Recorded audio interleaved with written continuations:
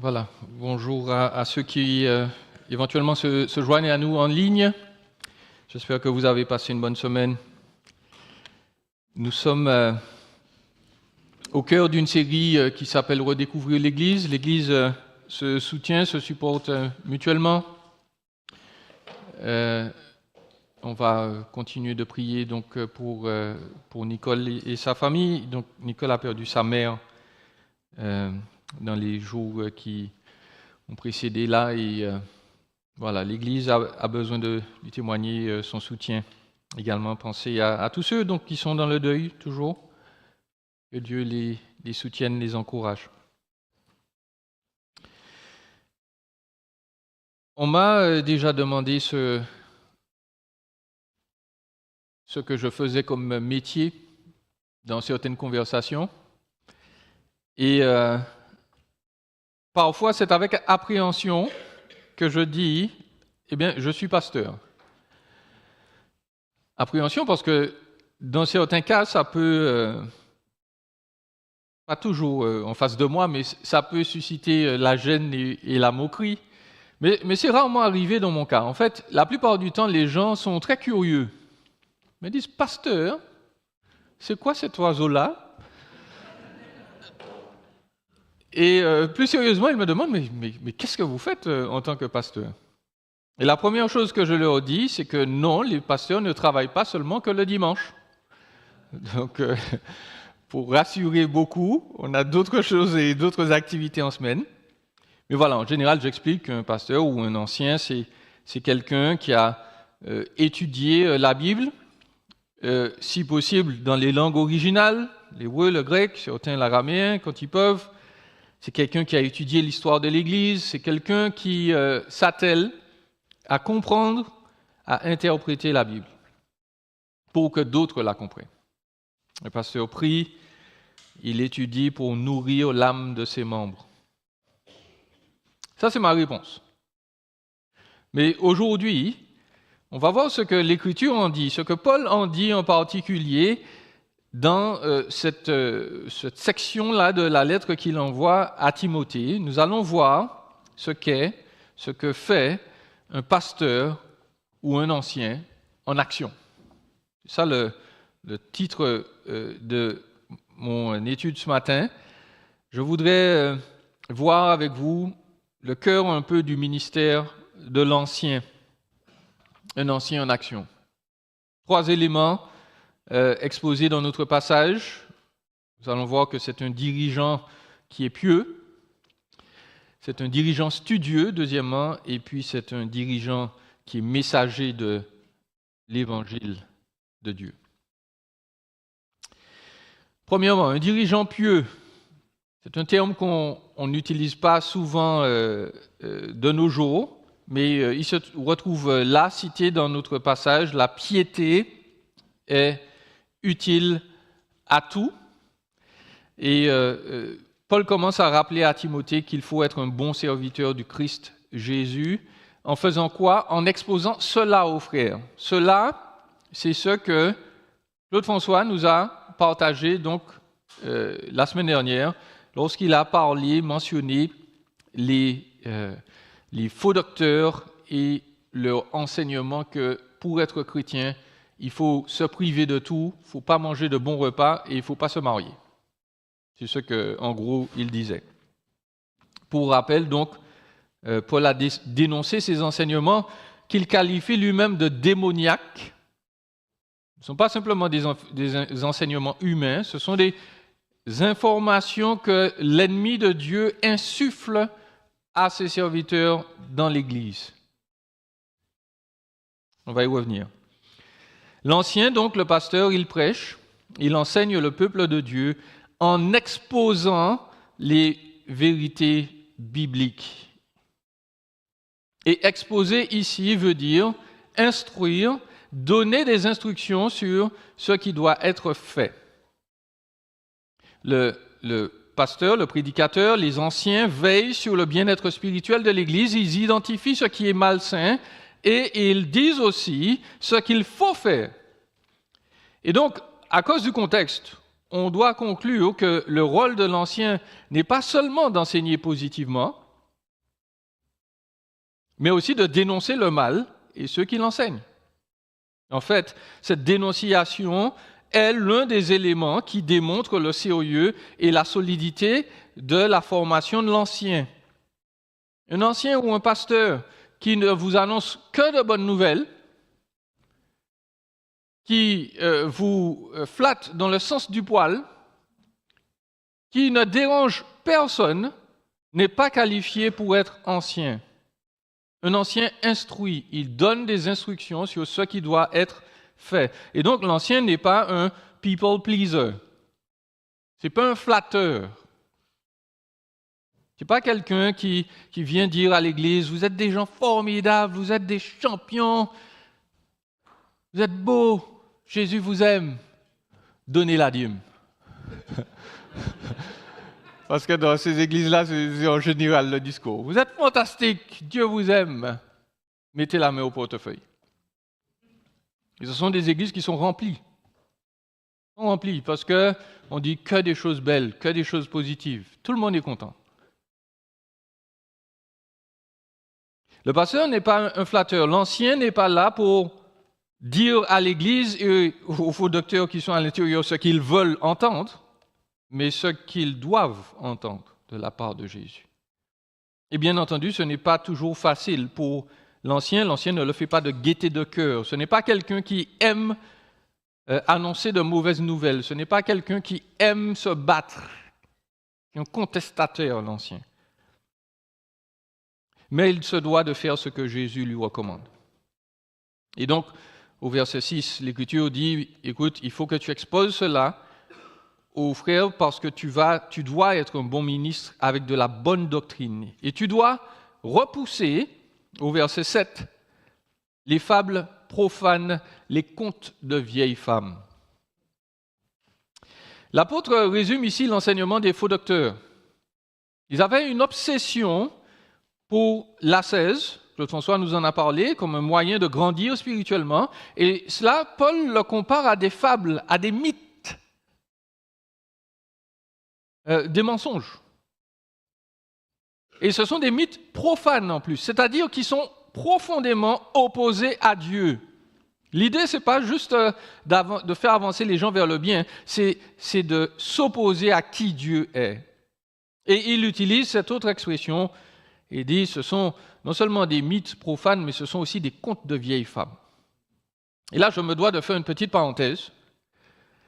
Les Grecs pouvaient être extrêmement misogynes. Là, on a une idée avec cette petite expression, la conte de vieilles femmes. Il y a un auteur grec, il s'appelle Sémonide d'Armorgos, qui a écrit « Le pire fléau que Zeus ait jamais créé, ce sont les femmes. » Même si elles semblent être une aide, le maître de la maison souffre le plus. L'homme qui garde une femme chez lui ne passe jamais une journée entière dans la joie. Ça devait être gai chez lui, hein? Oui, dans ces cultures-là, en général, les femmes étaient souvent méprisées. Et concernant les femmes âgées, à cause de la misogynie ambiante, non seulement les femmes ne recevaient aucune éducation scolaire, mais on ne les encourageait pas à s'instruire. Et donc, parfois, il est arrivé que des femmes plus âgées disent et racontent, excusez-moi, n'importe quoi. Et les philosophes grecs utilisaient cette réalité, non seulement pour rabaisser les femmes, mais ils en avaient fait une phrase, c'était devenu une phrase connue, les contes de vieilles femmes, pour ridiculiser certains enseignements qu'ils désapprouvaient. Donc, quand Paul utilise cette phrase, c'est une phrase technique pour dire, et notez qu'il renverse la vapeur, il dit, ces gens-là, les mauvais docteurs, vous racontent des contes de vieilles femmes. Est-ce que ça veut dire que Paul était misogyne comme les autres? Non. En fait, dans cette même lettre, il va dire au chapitre suivant, on va le voir la semaine prochaine, Dieu voulant, il dit qu'il faut respecter les femmes âgées. En fait, dans l'Église, il en fait des enseignantes. Il dit que les femmes âgées doivent enseigner les femmes les plus jeunes, dans Tite 2, versets 3 à 5. Et Paul ne prend pas cela de nulle part. Il le fait parce que Jésus était différent également. Jésus avait une équipe de femmes là qui l'entouraient, qui pourvoyaient donc à ses besoins physiques en termes de nourriture. Dans Luc 1, vous pouvez le voir, Luc 8, verset 1. Et puis dans Luc 10, verset 38, on nous raconte cet épisode que les chrétiens connaissent bien. Il y a deux sœurs, l'une qui s'appelle Marie, l'autre qui s'appelle Marthe. Elles reçoivent Jésus chez elles et Marthe est occupée, elle veut gérer la maison, elle veut que tout soit impeccable. Et puis Marie, qu'est-ce qu'elle fait? Marie s'assoit aux pieds de Jésus. Et la chose est très importante parce que normalement, s'asseoir aux pieds de quelqu'un, c'est être un disciple. Jésus acceptait des femmes pour disciples, ce que personne ne faisait dans sa culture. En fait, lorsque l'Église va naître, dans Acte 1, vous pourrez constater qu'il y avait des femmes parmi les disciples. Donc, Paul n'est pas misogyne, il utilise juste l'expression technique pour désigner en plus, non pas des femmes, mais les faux enseignants. Pour dire, ces gens-là vous racontent n'importe quoi. Ils sont pas formés du tout, ils se prennent pour de grands enseignants. Ils vous disent des mensonges, et je le rappelle, des mensonges démoniaques. Paul donc va dire, repousse ces enseignements-là. L'idée que c'est par le physique qu'on va devenir spirituel. Il dit que la volonté de dominer son corps à l'excès, c'est une erreur grave. Et il enjoint plutôt Timothée de s'entraîner à la piété. Et là encore, Paul utilise une expression grecque éloquente et typique. L'expression est utilisée par des professeurs d'éthique grecs. Et ils disent en général à leurs étudiants, entraîne-toi, entraîne-toi. Et l'entraînement là n'était pas seulement un entraînement intellectuel, c'était premièrement justement un entraînement physique. Qu'est-ce que je veux dire par là? Certains d'entre vous le savent déjà, les Grecs avaient pour habitude, ou concevaient qu'il y avait, que les êtres humains étaient un corps et un esprit, et qu'il fallait harmoniser les deux. Et pour avoir un bon esprit, ou pour être équilibré dans son être, eh bien, il fallait avoir un corps en bonne santé. Et donc, les Grecs allaient régulièrement au gymnasios, au gym. Et vous pouvez le voir dans leurs sculptures, dans leurs peintures. Les Grecs, ce n'étaient pas des gens comme moi, tout fins, aucune définition musculaire. Les Grecs, quand on les représente, ce sont des gars, des cousins d'Arnold Schwarzenegger. Pourquoi? Parce qu'ils passaient tout leur temps là. Ils passaient leur temps à s'entraîner. Ils s'entraînaient comme les athlètes modernes. Ils faisaient du cardio, de la lutte, des lancers. Ils surveillaient leur alimentation, leurs protéines, macros, temps de séchage, pour ceux qui savent. Ils avaient un entraînement. Ils faisaient de gros efforts pour paraître sains, parce qu'ils se disaient, si mon corps est sain, les Romains l'ont repris, eh bien mon esprit sera sain. Bon, Paul reprend exactement la même expression, sauf que là, il ne vise pas l'exercice physique, il ne vise pas la beauté physique. Il dit à Timothée, écoute, il faut que tu t'exerces à la piété. Entraîne-toi, va au gym de la sanctification. La piété, c'est quoi? La piété, c'est la révérence, la crainte due à Dieu. Entraîne-toi à la piété. Dans ton attitude, on doit voir que tu crains Dieu. Le mot piété, là, est répété 15 fois dans toutes les lettres de Paul. Et il est répété sur ces 15 fois, 8 fois, Paul l'utilise dans 1 Timothée, dans la lettre que nous lisons là. 8 fois, Paul emploie le mot piété, piété, piété, piété. C'est important pour le chrétien. Le chrétien conçoit que parce que Dieu est juste et parfait, il est bon de se soumettre à lui et de détester ce qui lui est contraire. Il y a cette idée-là dans la piété. On craint Dieu, on honore Dieu, on respecte Dieu. Donc, on n'aime pas ce que Dieu n'aime pas. Et donc, il faut ajouter à cette définition que le Dieu créateur revendique, il demande de nous une obéissance active. Et cette obéissance active, couplée à l'adoration, au respect qu'on a de lui, donne naissance à la crainte du Seigneur. Vous voyez que c'est un cycle. On respecte Dieu, donc on l'honore. Et le fait de l'honorer nous pousse à le craindre encore davantage. C'est cyclique. C'est ça la piété. C'est ça être pieux.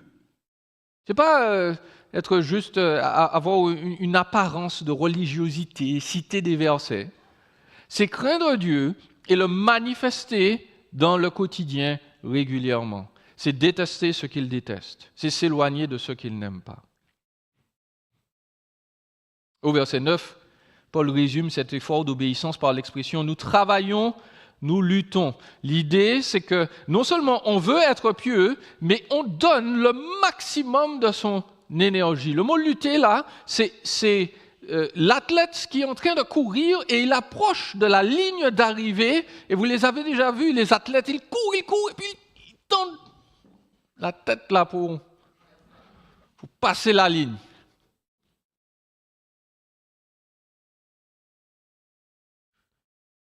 L'ancien, c'est ce qu'il doit faire. Le chrétien, c'est ce qu'il fait. Il donne son maximum dans cette quête-là de la piété, de la crainte de Dieu. Pour résumer, donc, les anciens COIE font des efforts constants pour étudier la bonne théologie, pour savoir comment la transmettre, mais ils veillent aussi sur leur vie de manière particulière pour qu'elle soit pleine de piété, pour qu'elle reflète celle de Jésus. En application, je voudrais souligner au moins deux choses. Plus généralement pour toute l'Église, est-ce que nous avons développé cette idée de piété, en particulier cette idée de la crainte de Dieu? Et je sais qu'il y a une mauvaise peur de Dieu à éviter. Je ne suis pas en train d'essayer de revenir à ces racines-là que certains d'entre vous ont connues, où on vous présentait un Dieu méchant, vengeur, qui vous attendait au tournant. Vous savez, tu as péché, Dieu t'attend. Il est furieux, il a son bâton à la main et il voudrait le casser sur ton dos. C'est ce Dieu-là qu'on vous a présenté et ce n'est pas celui de l'Écriture. L'apôtre Jean nous le rappelle, il n'y a pas de peur dans l'amour. Au contraire, l'amour parfait bannit la crainte, il chasse la peur. Car la peur implique une punition. Celui qui éprouve de la peur, il n'est pas parfait dans l'amour. 1 Jean 4, 18. Si vous avez cette peur, la panique de Dieu, vous ne pourrez pas avoir une relation épanouie avec lui. Nous ne devons pas avoir peur de Dieu, mais nous devons avoir la crainte de Dieu. Et la crainte de Dieu se manifeste de la manière suivante, ou dans un domaine particulier. Posons-nous simplement la question. Est-ce que si je suis dans une situation où je risque de faire mal, est-ce que j'aurai plus peur d'offenser Dieu ou d'offenser l'être humain en face de moi? Je reviens à cette notion de crainte, de respect. Est-ce que je respecte Dieu plus que l'humain en face de moi ou moi-même? Lorsque Jésus dit, écoute, je t'ai envoyé pour parler de moi à d'autres personnes, et puis la peur nous paralyse, est-ce que finalement on n'est pas en train de dire, oui, mais cette personne-là risque de me faire plus de mal, donc je me tais. Je respecte l'intimité, le silence de cette personne-là, et Jésus, il comprendra que j'ai trop peur, donc. Est-ce qu'on a plus de crainte d'offenser Dieu? Est-ce qu'on respecte Dieu plus que les humains, que nos parents, que nos amis, plus que nous-mêmes d'ailleurs et nos envies? On revient à cette crainte de Dieu. Deuxièmement, est-ce que nous faisons le bon exercice? Est-ce que nous faisons le bon exercice? Et je tiens à souligner quelque chose. Paul n'affirme pas que l'exercice corporel est inutile. Okay? Dans ce qu'on a lu tout à l'heure, Paul a dit l'exercice corporel est utile à peu de choses. Je le souligne parce que peut-être que vous êtes comme moi, dans mon enfance, on nous a fait comprendre très, très vite que le chrétien et le sport, ce n'est pas deux choses qui vont se rencontrer très fréquemment. Tu vois. Si tu es chrétien, tu es sérieux, justement, tu ne vas pas au gym. Tu ne perds pas du temps au gym si tu es chrétien. Parce que ça, c'est utile à peu de choses. Et en gros, ça ne sert à rien. C'est ça dans l'esprit de certains. Moi, j'ai envie de vous dire que ce n'est pas tout à fait vrai. Parce que précisément, l'exercice physique et la piété sont un tout petit peu liés. Paul a dit que c'est utile à peu de choses. Il est en train de souligner que le croyant, tout de même, n'a pas le droit de se laisser aller et d'être maîtrisé par la bonne nourriture. Et c'est votre pasteur qui vous en parle. Vous savez combien j'aime la bonne nourriture. Mais figurez-vous que l'exercice physique, se maintenir en pleine forme, c'est utile à peu de choses, mais c'est utile quand même parce que si on n'est pas sain, S-A-I-N, sain de corps, ça peut être un handicap pour notre vie de piété. Vous vous rendez compte? Si on ne se nourrit pas bien, si on ne se repose pas bien, si notre corps, on le laisse s'ankyloser, se raidir, eh bien, lorsque ce sera le temps d'aider un frère ou une sœur, lorsque ce sera le temps d'aller visiter, d'aller aider physiquement quelqu'un, ben notre corps ne va pas fonctionner. On ne va pas être efficace pour servir Dieu. Donc oui, de temps en temps, chers frères et sœurs, c'est soit vous envisagez le gym ou vous envisagez une marche, ou oui, il faut se maintenir en forme. Parce qu'on doit être en forme pour servir Dieu. Quand notre corps ne fonctionne pas bien, on ne peut pas servir Dieu au maximum. À l'opposé, le chrétien ne peut pas passer tout son temps au gym. Le culte du bien-être et de la forme extérieure règne de plus en plus dans le monde. Vous avez déjà remarqué toute la liste des éléments qu'il ne faut pas manger. Il ne faut pas manger de sucre.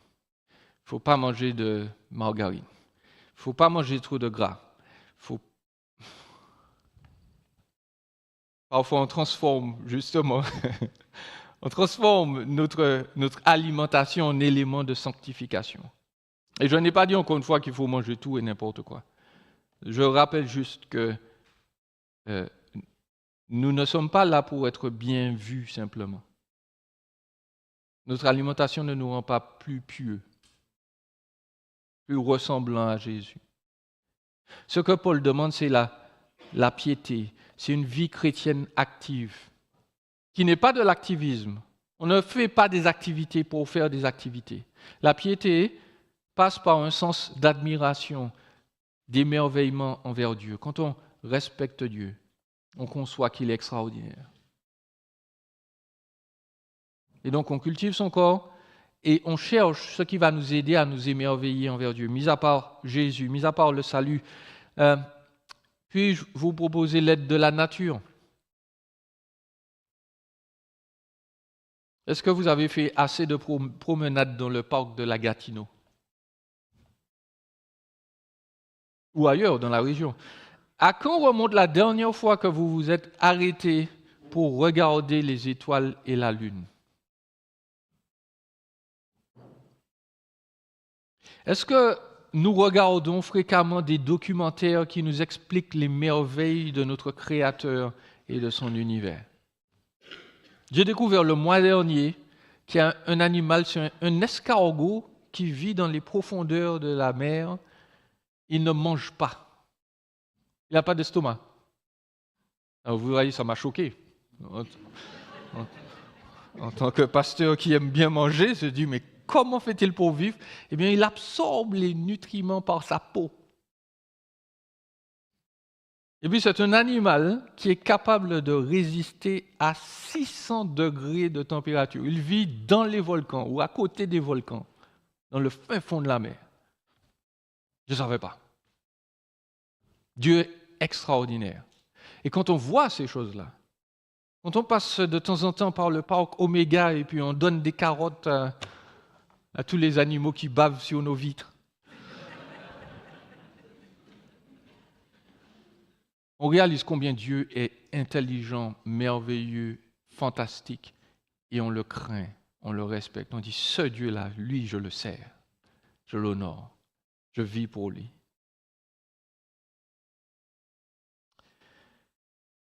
Plus que tout, nous réalisons que ce Dieu-là nous a sauvés et on a envie de vivre encore pour lui. Il faut que j'avance. Je voudrais vous parler du dirigeant studieux. Verset 12. Que personne ne méprise ta jeunesse, mais sois un modèle pour les fidèles, en parole, en conduite, en amour, en foi, en pureté, jusqu'à ce que je vienne. Applique-toi à la lecture, à l'exhortation, à l'enseignement. Ne néglige pas le don qui est en toi, qui t'a été donné par prophétie, par l'imposition des mains du collège des anciens. Applique-toi et sois tout entier à cette tâche, afin que tes progrès soient évidents pour tous. Veille sur toi-même et sur ton enseignement avec persévérance. Paul nous présente ensuite d'autres fonctions importantes de l'Ancien. L'Ancien doit être sérieux, engagé dans la proclamation de la parole. Notons que les mauvais enseignants méprisaient Timothée. Ils le traitaient comme un enfant. Que personne ne méprise ta jeunesse. Timothée, il n'était pas de la région. Il n'était pas un apôtre, quoique il a porté le titre un peu après. Et puis surtout, Timothée, c'était un jeune homme. Visiblement, il avait moins de 40 ans. Et dans cette culture, en général, on considérait les hommes indépendants, sérieux, comme ayant atteint la quarantaine. Or, Timothée, probablement début trentaine. Et donc, on le méprise. Ici, le terme indique que ces gens-là, ces fameux docteurs de la loi, pensaient que les connaissances de Timothée étaient mauvaises, sans valeur. Qu'est-ce que Paul va faire face à ça? Paul dit à Timothée, écoute, ne réponds pas, ne sois pas humiliant, ne te compromets pas, mais il lui dit, sois exemplaire. Sois exemplaire. Les gens te méprisent, montre-leur ton expertise. Montre-leur ton expertise. Ne te bats pas avec eux, montre-leur que tu es un enseignant qui a un très bon comportement. Et donc, c'est pour ça qu'il insiste sur la lecture, l'exhortation, l'enseignement.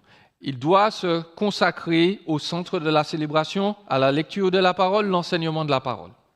Pourquoi la lecture? Parce que, tout simplement, les gens n'avaient pas de Bible comme nous.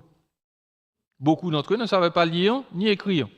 Et donc, la parole était lue. Ensuite, Paul reprend simplement le style des célébrations juives. Dans l'Église, dans les célébrations d'avant, même dans les synagogues, il y avait quelques chants, la lecture, l'exposition de l'Écriture. Vous voyez qu'on n'a pas innové vraiment en 2000 ans, on est resté quasiment similaire à ce que faisait l'Église du 1er siècle et même les Juifs avant eux. Le centre de notre célébration, c'est Jésus. C'est la lecture de la vie, des enseignements de Jésus. C'est l'exposition et puis l'application de la parole. Et vous êtes là, vous l'avez remarqué, vous venez parmi nous. Il n'y a pas de show ici, il n'y a pas de musique, il n'y a pas d'effets spéciaux particuliers. Et c'est volontaire.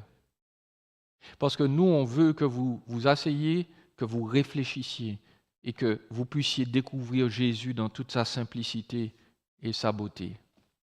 Pas de manipulation, pas de musique douce pour vous mettre dans une ambiance.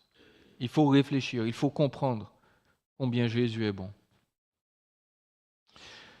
Timothée doit aussi exhorter. L'exhortation ici, c'est l'encouragement.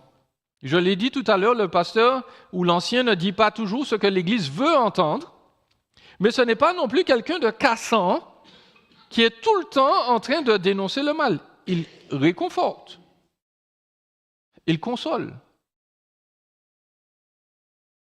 C'est quelqu'un qui est vraiment un père, c'est quelqu'un qui prend soin des autres. Il n'est pas toujours dans la réprimande.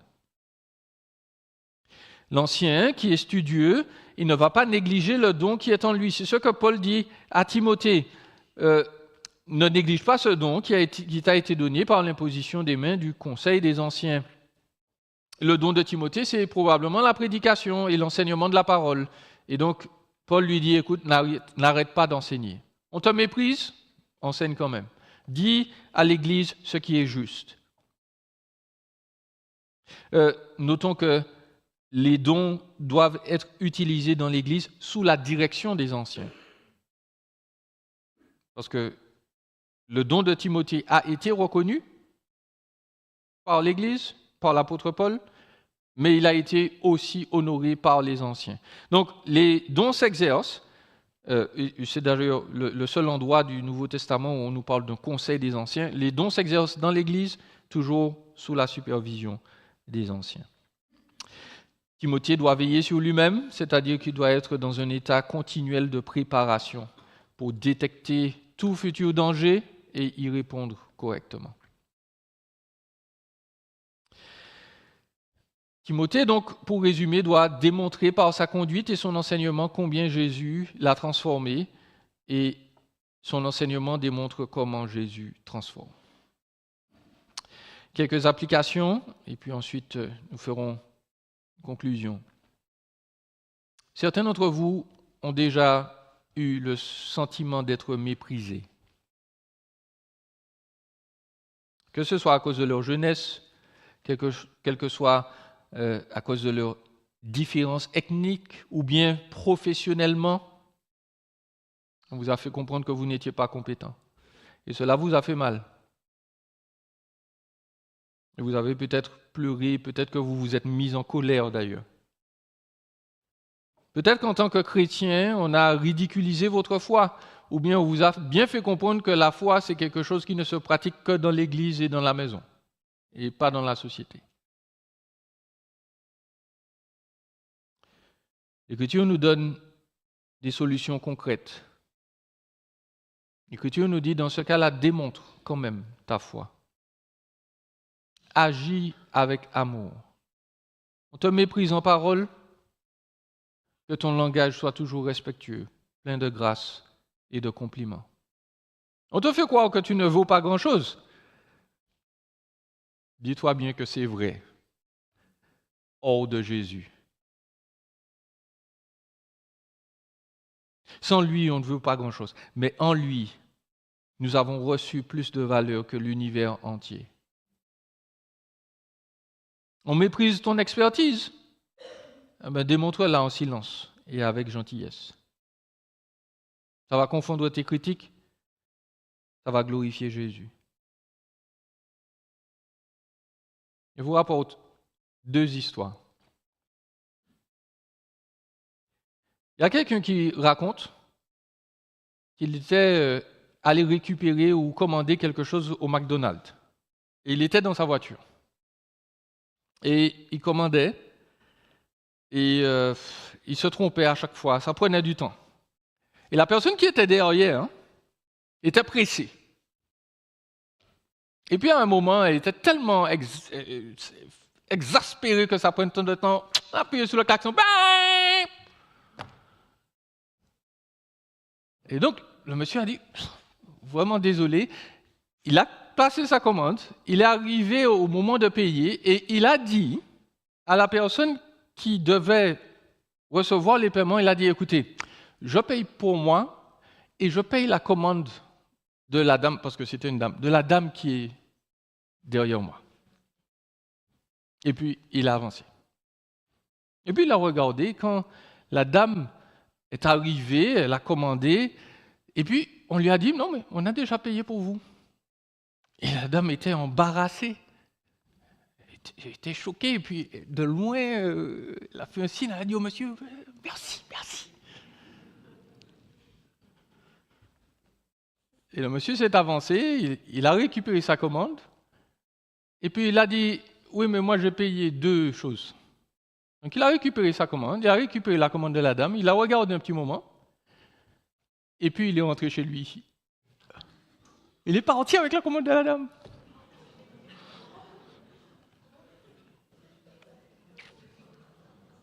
Première histoire.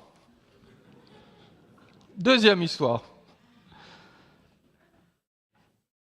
Je voudrais vous parler de... On va prier pour l'église persécutée cet après-midi. Je voudrais vous parler d'une église dans l'Asie du Sud-Est. Je ne vous dis pas où. Et cette église est persécutée depuis très longtemps. Et il y a des églises qui ont été brûlées. Il y a des chrétiens qui ont perdu leur maison parce que leurs voisins ne les aimaient pas. Ils ont brûlé leur maison, ils ont brûlé leur église.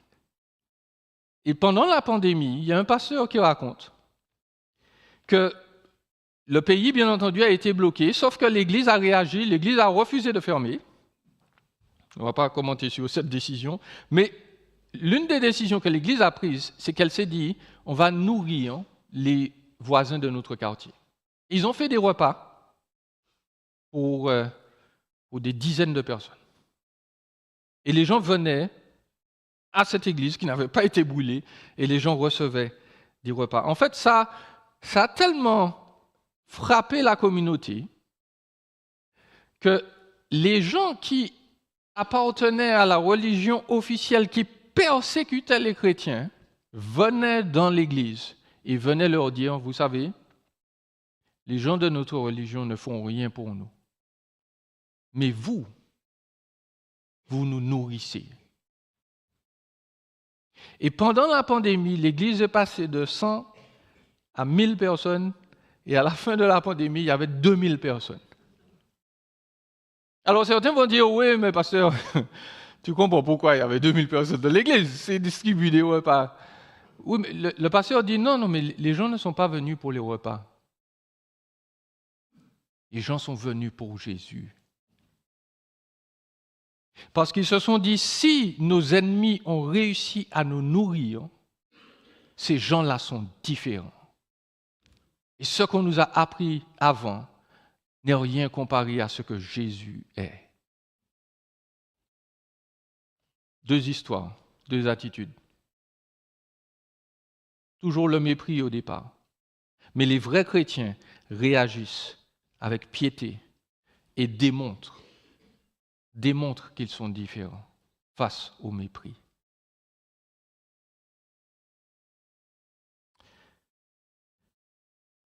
Je voudrais donc, par économie de temps, on va passer au dernier point. On va passer aux dirigeants messagers de l'évangile de Dieu. Paul dit, nous travaillons, nous luttons parce que nous avons mis notre espérance dans le Dieu vivant qui est le sauveur de tous les hommes, surtout des croyants. Paul dit à Timothée, en agissant ainsi, tu sauveras et toi-même et ceux qui t'écoutent. Nous faisons tout ça en tant que chrétiens. Nous voulons être différents, nous honorons Dieu, nous sommes pieux, nous démontrons notre expertise et notre amour pour Christ par notre attitude, parce que nous voudrions voir vos vies changer, comme cette église-là l'a fait. Notre but central, c'est de dire combien Jésus le Sauveur est grand et combien il est bon de lui faire confiance. Le texte nous rappelle que nous sommes tous aux prises avec des mensonges qui nous ont été enseignés depuis longtemps, petits parfois. Des mensonges culturels, des mensonges parfois juste au niveau de notre éducation, des mensonges par rapport à nous-mêmes. L'Écriture nous rappelle que, par définition, le mensonge commence avec Satan le diable. Le mensonge est toujours démoniaque. C'est toujours l'ennemi de Dieu qui insuffle, au début, je veux dire, cette idée de mensonge. Et puis, quand on ment, on l'imite. On lui ressemble dans son attitude. On camoufle la vérité, on change les choses. Nous sommes entourés de mensonges. Et notre rôle en tant que chrétien, en tant qu'ancien, c'est de vous aider à les démolir. Je voudrais m'adresser aux jeunes. Il y a un investisseur australien qui n'est pas forcément chrétien. Mais un jour, il s'est dit la chose suivante. Il a dit, je veux demander à l'intelligence artificielle, il a posé la question suivante. Si tu étais le diable, comment est-ce que tu ferais pour détruire les jeunes, la nouvelle génération?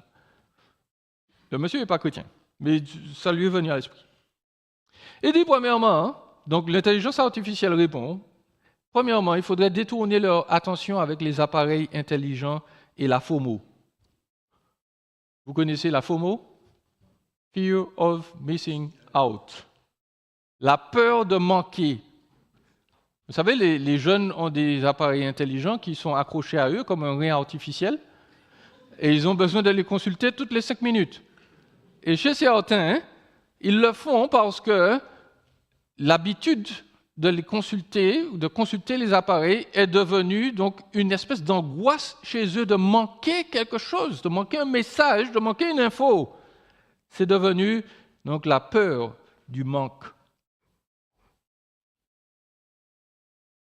L'intelligence artificielle dit, pour détruire la jeune génération, il faudrait qu'ils soient accrochés à leur appareil intelligent. Il faudrait leur faire croire que le plus ils sont en train de scroller, de parcourir leurs écrans, le plus ils vont apprendre. L'intelligence artificielle dit, si j'étais le diable, j'aurais attaqué la famille, j'aurais détruit père, mère, enfant, dialogue. J'aurais appris aux jeunes à se moquer de ce qui est important, la foi, l'engagement, comme le mariage par exemple, ou l'engagement de la société, la vertu. Se marier vierge aujourd'hui, mais qui est-ce qui fait ça? Tout ça, c'est des reliques du passé. Surtout, il faut apprendre aux jeunes à ne jamais se démarquer du groupe. Il faut rester là, caché au milieu de l'opinion publique. Parce que si tu te démarques, tu vas te faire tuer, mon ami.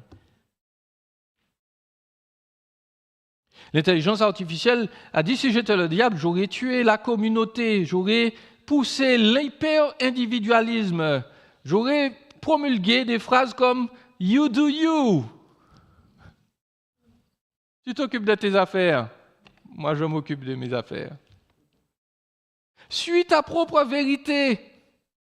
N'écoute pas les haters, les opposants à ton opinion. Non, ils n'écoutent pas, mets ça de côté.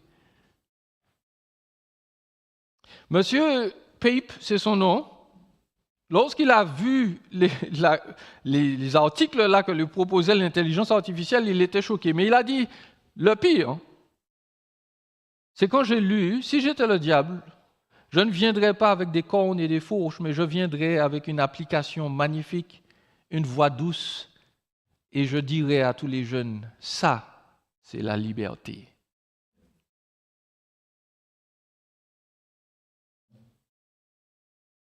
Le pire dans tout ça, c'est que le diable n'a même pas besoin même pas besoin de passer par tout ça, parce que dans l'Ouest, il a réussi à déjà faire circuler sa plus grande arme, son plus grand mensonge. Il a déjà dit à tout le monde, le diable n'existe pas. Le diable n'existe pas. Donc si le diable n'existe pas, on n'a pas besoin de se prémunir contre lui. Jésus reconnaît l'existence du diable. Il reconnaît la puissance du mensonge. Il reconnaît que tout cela détruit les êtres humains. Il reconnaît que l'être humain a besoin de salut. Non pas seulement du diable, mais des mensonges là qui sont là dans son existence. Jésus est venu nous délivrer de cela parce qu'il est la vérité. Il est venu détruire la rébellion qui anime les êtres humains.